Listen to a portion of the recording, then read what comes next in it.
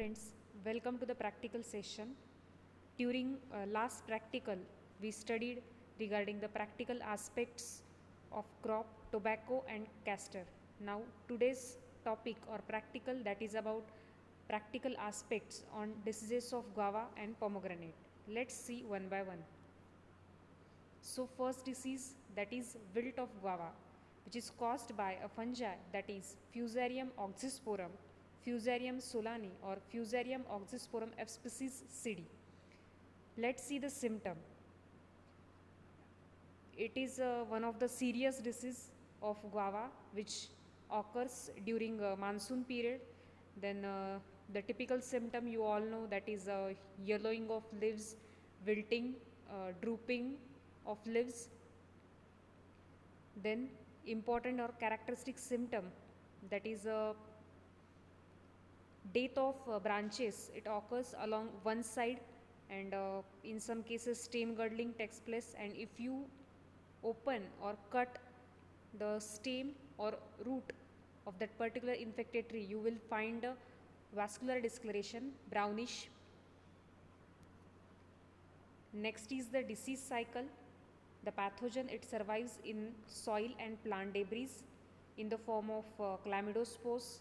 So primary infection by chlamydospores, it develops symptom, characteristics, typical symptom, and secondary infection, it occurs through the conidia with the help of irrigation water. In case of etiology, we already discussed the etiology in previous crops, so we are not going to repeat it. Next disease, that is anthracnose, which is caused by a fungi, that is Caletotrichum gliosporioides or Gliosporium CD. Let's discuss the symptoms. Initially, dieback occurs, that is death of branches from tip to downwards. Then in case of unripe fruits, small pinhead brownish spots develops. Later they become sunken, dark colored. It appears hard and corky as shown in the diagram or picture. In humid condition, it develop a pinkish spore mass.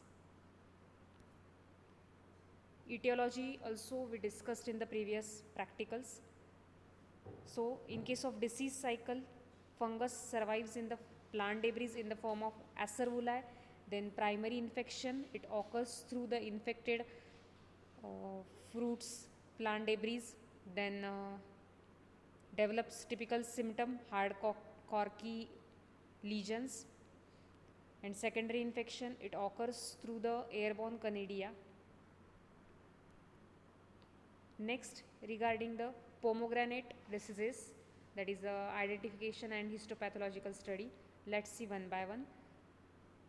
In your syllabus, only two diseases are there, that is first one bacterial blight and second one, that is wilt. So let's see. First, that is bacterial blight. It is caused by bacteria, that is Xanthomonas oxonopodis pathover punici. So how to identify the disease? The pathogen, it attacks on the leaves, buds, flowers and the fruits. Initially water soaked spots are developed, later they turn brown, surrounded by a water soaked margin.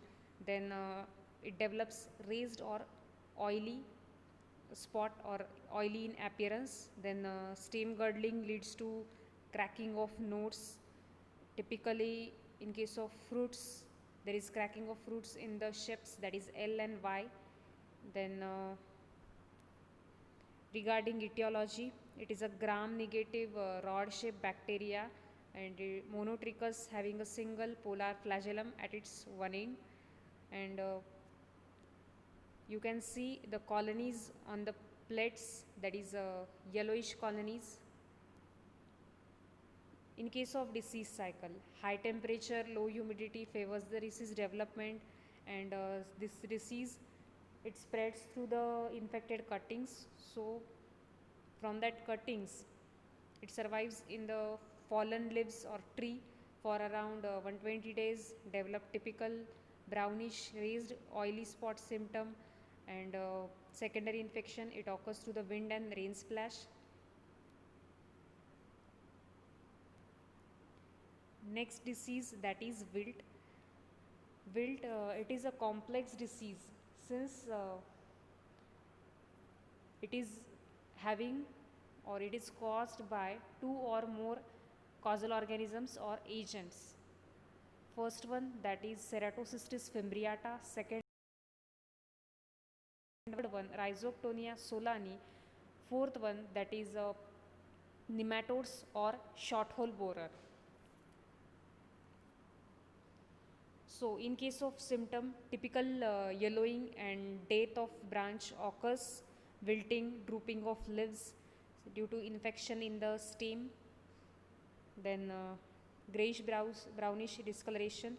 Here, wilted plants, then root rotting, collar rot, then short hole borer symptom or root knot nematode symptom, that is called, it is shown. Then next one, the yellowing or discoloration of wood with alcoholic smell, initially yellowing and later stage it turns brownish. Next one, since it is difficult to identify a disease or deficiency, so nutrient deficiency, it is shown at the left corner, and exactly below that there is a symptoms of nematode infestation, that is a gall like symptom, and right corner you can see the luxuriant green trees are there, but these are having no flowering period for a long time due to infection. Then exactly below you will find a bigger root knot symptom or big size galls are there. This is the severe infection of root knot nematode. Next, in case of etiology, the etiology of Rhizoctonia and Fusarium are already discussed in previous practical session. So, the question that is about the Ceratocystis fimbriata, it develops a mycelium, develops a grayish colony or culture on the particular PDA media, then mycelia are shown, then conidiophore conidia, in this case endoconidia and allurospores or alluroconidia, these are developed, and the chain of endoconidia is shown. These are cylindrical endoconidia and elongate, while allurospore, these are thick walled globose. Then in next, perithecium structure is shown, that is a globose dark brownish which develops ascospores. It is having a typical ostiole from which the developed ascospores are released. Then in second one, ostioles and ascospores are shown. Then third one, typical hat shape ascospores are shown. Then in next one, the sticky droplets of ascospores on perithecia are shown. In case of disease cycle, heavy soil and sandy soil favors the disease development. The pathogen survives in soil and plant debris and in the form of chlamydospores. Then it develops typical symptom of wilt and population of nematode, and particularly the rhinoceros beetle, it develops or increases the disease incidence of wilt. And secondary infection, it occurs through the conidia by irrigation or rainwater. So, at the end of this practical session, we studied regarding identification and histopathological study of diseases of guava and pomegranate. Thank you. Take care.